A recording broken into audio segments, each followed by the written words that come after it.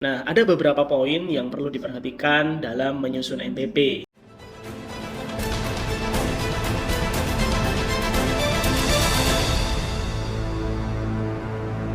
Halo, business owner, human capital practitioner, and practitioner leader. Ketemu lagi nih sama saya, Wisnu Ardi, salah satu human capital coach di Sinergia. Nah, kita udah tahu nih, sekarang sudah mendekati akhir tahun. Kita udah masuk di kuartal 4. Nah, kemarin itu saya sempat tanya ke klien saya waktu saya coaching. Udah mendekati kuartal 4 nih, apa yang sudah disiapin? Klien saya berkata, iya Pak, ini saya lagi nyusun goals nih, tahun 2026, mau bikin outlet baru katanya. Berapa nih bikin outlet barunya Pak? Ya rencana saya ada sekitar 5 nih, 5-6 outlet yang mau dibuat. Nah, kemudian saya berpikir, loh berarti kalau si klien ini akan membuat 4-6 outlet baru di tempatnya dia, berarti ada kebutuhan SDM tuh di sana. Biasanya di akhir tahun ini juga waktu yang pas nih buat nyusun kebutuhan SDM di tahun 2026, atau kita menyusun namanya manpower planning di tahun 2026, dari mana dari strategi si business owner tersebut. Dalam menyusun EPP itu sendiri, kita tahu bahwa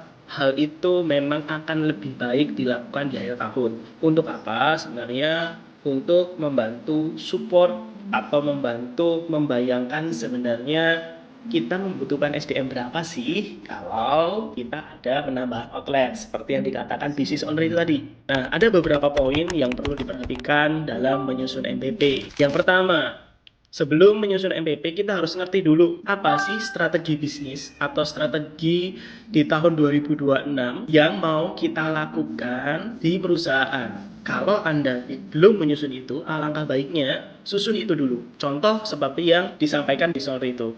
Kita akan membuka 4-5 outlet baru. Nah, itu strategi bisnis. Atau contoh, kita akan memperkuat internal perusahaan dengan mendatangkan beberapa orang baru atau manajerial baru. Itu strategi bisnis yang perlu itu disetting dahulu sebelum nanti kita setting nih kebutuhan SDM-nya berapa. Dan strategi bisnis itu akan membantu kita, entah sebagai Anda sebagai business owner, sebagai professional leader di situ, atau sebagai HR di sana, itu membayangkan, oh kalau ada 4-5 outlet yang mau dibuka, ada berapa penambahannya. Itu jadi framing yang menarik kalau kita sudah tahu nih bisnisnya mau seperti apa. Nah, setelah kita tahu bahwa kita akan membuka kurang lebih 4-5 outlet, ya, langkah yang kedua selanjutnya, setelah kita tahu nih strategi bisnis di perusahaan Anda seperti apa, kita harus menyusun strategi bisnis itu disesuaikan dengan struktur organisasi di perusahaan Anda. Ya, jangan sampai dari strategi bisnis itu, ya, waktu kita ada kebutuhan SDM itu tidak sesuai dengan struktur organisasi yang sudah Anda buat dengan tim Anda. Contoh dari strategi bisnis itu tadi Anda butuh tiba-tiba memunculkan finance manager. Ternyata nggak ada nih di struktur gitu. Berarti Anda harus review dulu nih strukturnya. Oh, ternyata kita perlu sedikit review nih struktur yang ada karena kita ada kebutuhan terkait finance manager misal. Di situ Anda bisa lihat lagi struktur saya seperti apa dari strategi bisnis yang ada. Setelah mengetahui struktur yang ada, kemudian hal yang bisa Anda pertimbangkan lagi adalah melihat dari kualitas SDM yang ada di internal Anda. Nah, kualitas SDM itu bisa kita lihat dari mana? Dari kamus kompetensi yang Anda miliki di perusahaan Anda. Kamus kompetensi itu sendiri dibagi jadi 3. Yang pertama adalah core kompetensi, berbicara tentang value perusahaan. Yang kedua adalah generic kompetensi, itu tentang kompetensi umum yang perlu dimiliki di dalam perusahaan Anda. Jadi kita misalkan contohnya di generic kompetensi Anda ada terkait komunikasi. Nah, di situ kita akan mencari mungkin orang-orang yang komunikasinya bagus sesuai dengan deskripsi yang ada di kamus kompetensi Anda. Yang terakhir, yang ketiga, di kamus kompetensi ada yang namanya spesifik kompetensi. Nah, spesifik kompetensi itu kita akan berkaitan tentang kompetensi spesifik. Saya contohkan misal di areanya HRD, khususnya di rekrutmen. Mengetahui tentang bagaimana caranya interview kandidat, mengetahui cara menggunakan tools assessment, mengetahui tentang pembuatan poster lowongan pekerjaan. Spesifik, jadi spesifik di jabatan itu. Ya, di jabatan itu. Atau ada contoh lagi, let's say di area sales and marketing. Dia tahu tentang product knowledge. Dia tahu tentang bagaimana cara menjual. Dia mengetahui tentang bagaimana melakukan display di outlet.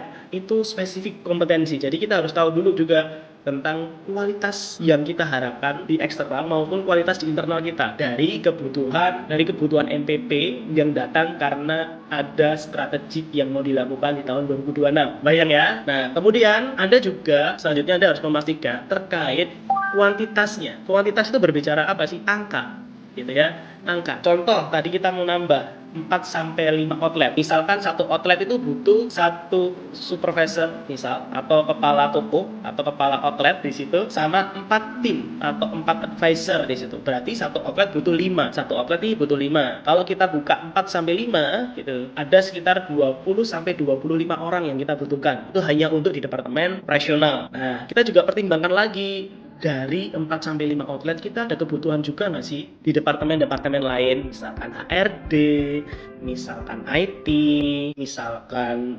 purchasing, untuk support apa? Support goals perusahaan, kalian support dari MPP yang masuk ini, yang jumlah MPP yang masuk itu. Jadi kita pertimbangkan, ternyata dari penambahan outlet ini kita belum perlu nih departemen lain, penambahan MPP di departemen lain. Ya sudah, tapi kalau ada bisa sekalian kita setting ada berapa yang kita butuhkan. Dan pertimbangan juga banyak terkait quantity ini. Contoh, tahun depan ada yang mau pensiun, tahun depan ada yang mau cuti melahirkan. Nah, kita juga hitung. Oh, ternyata ada yang mau cuti melahirkan 3. Let's say di bulan Maret, April, Mei misalnya. Kita harus prediksi, ternyata di bulan-bulan itu kita harus mempersiapkan juga MPP pengganti teman-teman yang melahirkan. Nah, MPP itu sangat powerful jika memang kita susun di akhir tahun. Jadi, Anda sebagai business owner, professional leader, atau HR sudah tahu nih, udah ngebayangin dari goals itu apa yang mau dilakukan, berapa jumlah MPP-nya, berapa jumlah orang yang dibutuhkan, itu udah tahu semua. Bahkan dari MPP itu juga bisa dibudgeting, kebutuhan budgetnya itu berapa. Misalkan kita tadi butuh 4 sampai 5 supervisor, gajinya berapa sih? Misalkan gajinya itu ada per orang 5 juta, ya kita tinggal kali 5 gitu ya. Jadi kita ada spare dana, let's say untuk tahun depan kebutuhan 5 supervisor 25 juta, ada penambahan biaya SDM di situ. Kebayang semuanya. Jadi termapping kebutuhan SDM per budgetnya juga kita tahu. Jadi nggak kaget gitu ya. Karena biasanya hal terjadi adalah kaget nih dengan biaya-biaya itu, kaget dengan ketambahan SDM. Kok kita butuh SDM sebanyak itu buat apa? Padahal kita sudah setting strateginya bahwa mau nambah 4-5 outlet. Nah, terkadang MPP ini jadi hal yang terlewat di sebuah organisasi. Kalau saya bilang bisa jadi anak tiri, bisa jadi karena awareness terkait MPP ini belum sedetail itu biasanya. So, ajakannya untuk para business owner, professional leader, atau practitioner HR di luar sana, mumpung ini sudah mendekati akhir tahun, yuk kita setting nih MPP yang kita butuhkan di tahun selanjutnya. Oke, Bapak Ibu, business owner, professional leader, dan professional HR di luar sana, sampai ketemu lagi di pembelajaran berikutnya.